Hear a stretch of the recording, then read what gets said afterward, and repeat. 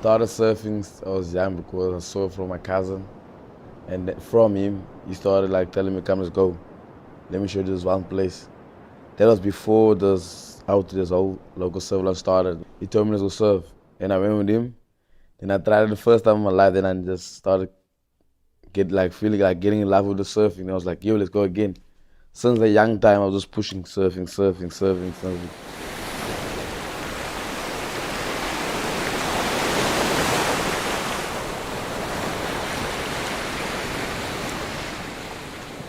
So Local Surf Lounge Academy is run by 3 guys. Sean Solomons is the founding member. Jamie does the fundraising, and I myself, Shane, I come from Silent Knowledge. I do the methodology. Local Surf Lounge is a safe space for the kids from the areas around Muizenberg, underprivileged areas, and serving kids that are seen as at-risk children that often spend a lot of time on the streets. So we've made a space where they can come every day and be safe and go surfing is the main hook that keeps them coming back. So our basic focus is to build resilience, build identity, and create a space of belonging for the children. And by keeping them here, we're keeping them safe, we're keeping them stoked, we're keeping them surfing. Surfing gives them direction, it gives them hope, and it allows them to be what we call of utility, to have purpose.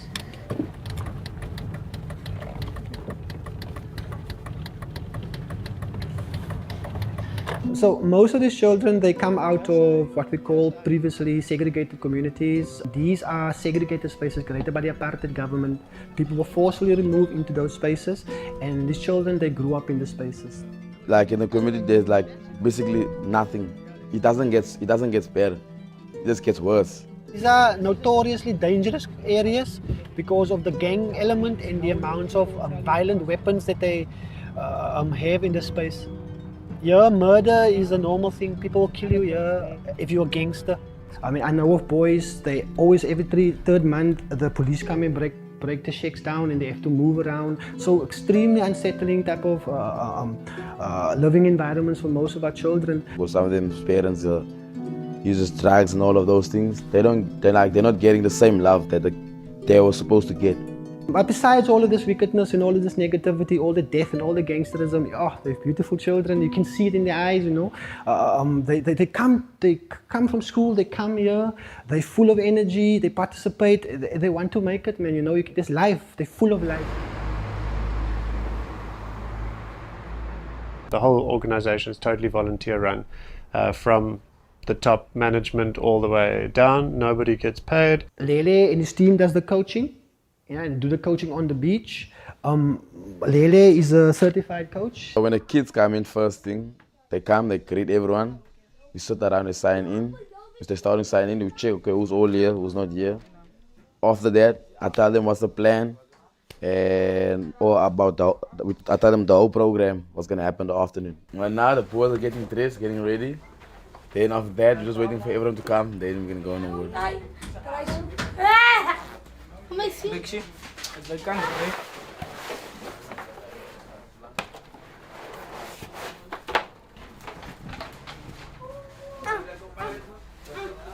After that, we have one volunteer that cooks for the kids. He has to make sure he is to be done before the kids come back. So when the kids come back, the food is already prepared. They just change, put the wetsuits in a bucket, hang it up, get dressed, and just clean after themselves. And then after that, they come sit in a circle and they eat. After that, it's home.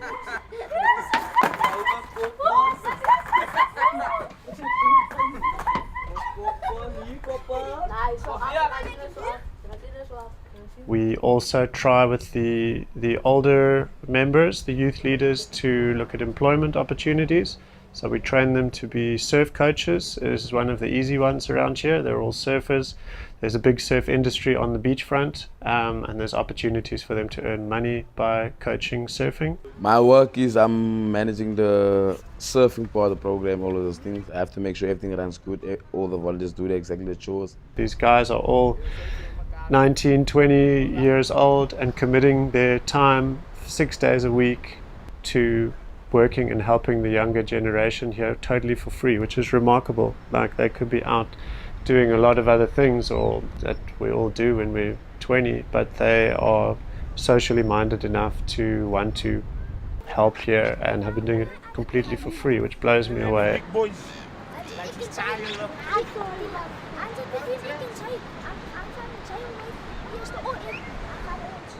I grew up in Capricorn, in the same village where the kids come from.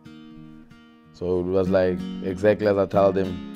So that's why, like, me and the kids, our vibe, like our energy is so connecting to each other because we come from exactly the same space. And they see like what that surfing has done to me, and they just want to do the same thing. My dad let me go surfing first. He didn't want to do me. First he said, "You're not gonna do something like that." But then I did it. Then he let me go. He was like, "It's fine. You have my blessing. Do what you love. I'm not gonna stop." Since that time, I just kept on doing it. I do competitions, but I've been focusing so much on coaching the kids. I wasn't competing that much, but I did compete last year. I think to 4 competitions, and I think the 3 I made it to the finals. Yeah, this year hopefully more with the boys, and yeah. Surfing showed me like something very different. It showed me the bigger picture instead of like, stuck in Capricorn with small things. Like, it opened my mind much more. It made me grow to the person I am today, and all about that. So it did, like, surfing did so much more beyond. Today they're building a house for me. The reason why I'm getting a house is because I stay very far. So the traveling is like, there really is a cost for me to get to where I stay to here. So if I have to go home, I have to travel 2 taxis every day.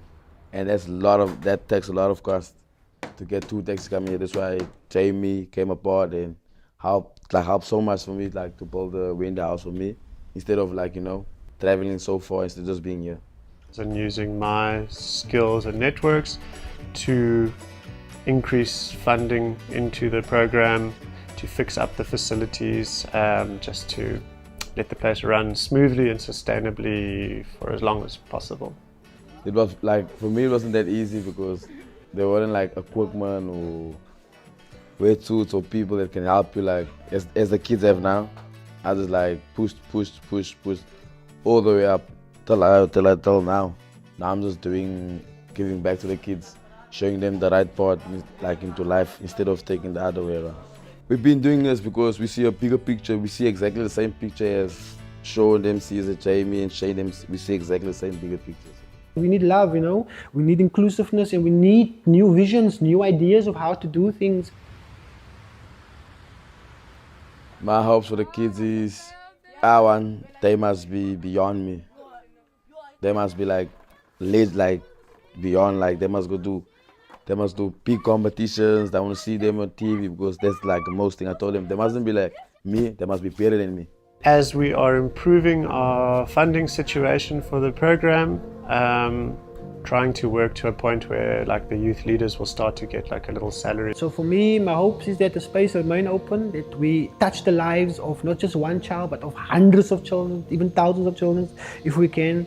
My hope is that we bring color to the sport of surf, that we bring different shades of brown into the ocean, and my hope is that these children live with a full life, a life that's full, that they don't die before the time prematurely, and that, they remember us as men that care.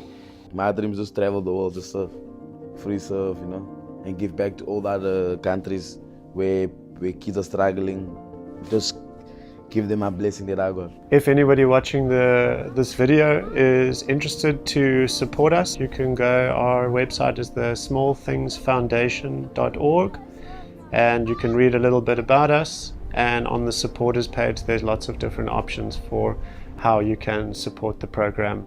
That would be awesome.